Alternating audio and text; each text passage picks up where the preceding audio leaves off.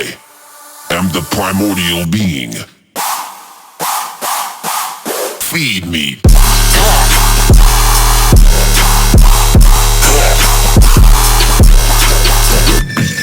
What's going on? Today we're going to take a look behind the track, The Beast. You know, despite what it may sound like, The Beast is an extremely simple song. We're just going to get into a quick look here on YouTube today at 3 tips on how I made The Beast. Tip number 1 is tempo modulation. I use tempo modulation to widen and tighten the low end frequency response, in particular on this record. And you know, using, as far as, you know, when you're using samples and you're warping, especially in Ableton, you know, widening out the tempo was kind of smooth and loosen out any samples you have that are kind of warped, you know, using the warp mode in the envelope section of your samples in Ableton. And you know, bringing a tempo up is going to you know, constrict all these loops, you know, constrict your samples, and this is going to result in, you know, a tighter sound. So if we take a look here at when the drop hits on The Beast, you can watch in particular right here. You know, the original tempo is 143, but watch how much it kind of swings all over the place. Right here. Feed me. It's going everywhere. So it's just going everywhere. And if we kind of open this up and kind of look at this envelope here and kind of zoom in on it here, you can see that there's just in very specific parts, you know, you can see slopes, rises, and peaks here in the tempo modulation. And this is just on parts where I needed to be flat. And you know, you got a good bass response here for the most part. And then on parts when I was, you know, going up in different notes and within the key range here, you know, different sections of the drop that required different sonic results, I kind of, you know, moved the tempo and kind of modulated it by hand and did a whole bunch of crazy stuff here, and it turned out really, really good. So that's tip number 1, tempo modulation. Tip number 2 on how, you know, is something that I'd like to share with you guys would be kick tuning to gel the low end together. I use kick tuning in particular to get the low end, in particular, specifically the kick drum and the 808 to gel together to become one cohesive whole. And how I did that was some slapstick compression along with some very clever kick tuning. So in particular here, let's open up our drum section here and take a look at this. And if we go to our big old kick, this is the kick, and this is what it sounds like. Whoo! That is one hell of a kick right there. And this kick is I used to tune the kick. It's -9 in transposition and semitones here, but how I used it is I threw a spectrum on. on the kick drum at the end of the chain here, and then I matched the spectrum to my big old sub at the end of this, and spectrum here. So when we play it, let's go ahead and solo this. Let's go ahead and solo out this and get the kick drum only. So when we hear it, damn, doing it again. Here we go.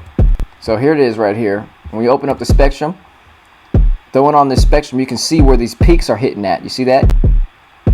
And we're in this area here, you know, 36, 37, you know, 35 to, you know, just around the low, you know, flat 40 hertz spectrum, which is about right because, you know, the Beast is in the key of D.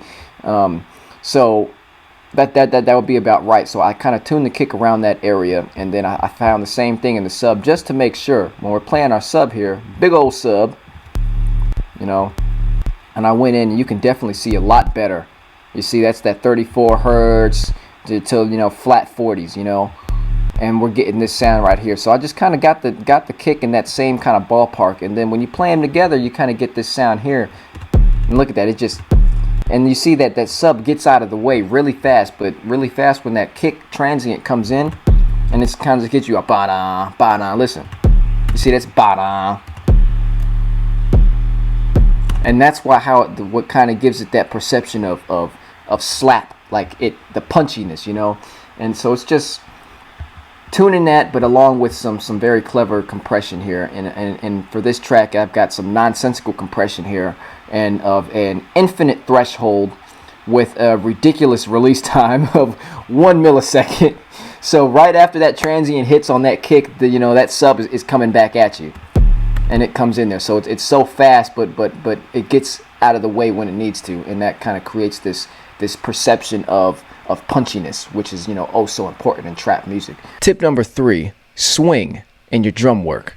Let's just take a listen to the drums that I've kind of crafted here and put together for the beast on the drop. This is the drums going on in the drop right here.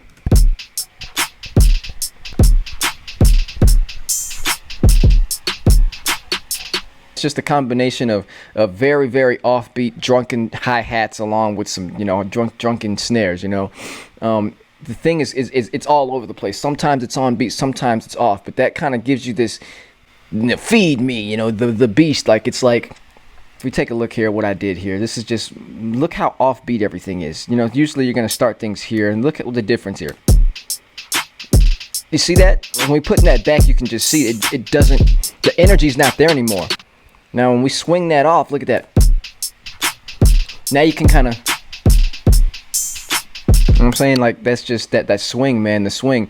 And complementary percussion, which is, there's 2 instances of hi-hats going on here. You've got your main, which is a pace percussion. It's just the da da da da da. And then you've got the da da da da da, those triplets and which is kind of, I'd call it an energy percussion. Made it up just now. So this is, you can see how this is kind of swung off beat too, but it's playing in to complement that pace percussion. So just clever stuff that when you go ahead and bring in the sub to the whole thing, you're getting this whole thing that now you're seeing everything come together a little more. Now we're going to go ahead and start breaking down, looking behind the track and taking a deeper dive into, the inner workings of the track as far as the drop go. And this video is going to be, the full-length video is going to be available on Patreon, patreon.com/litlords. If this is something that you would like to see more in depth and, have access to some of the sounds and some other techniques and doohickeys, within the Behind the Track series, make sure you go ahead and head over to patreon.com/litlords and check out the Hard Academy producer tier, because that's where I'll be making this content available now. The Patreon family, you guys have seen the seen the videos. We're doing great things over here. There's going to be great content. There's stuff for fans and producers, aspiring producers of any level alike. So let's so the full video will be available there. So I hope you come and check it out if this is something that you're interested in. Until then though, see you next time.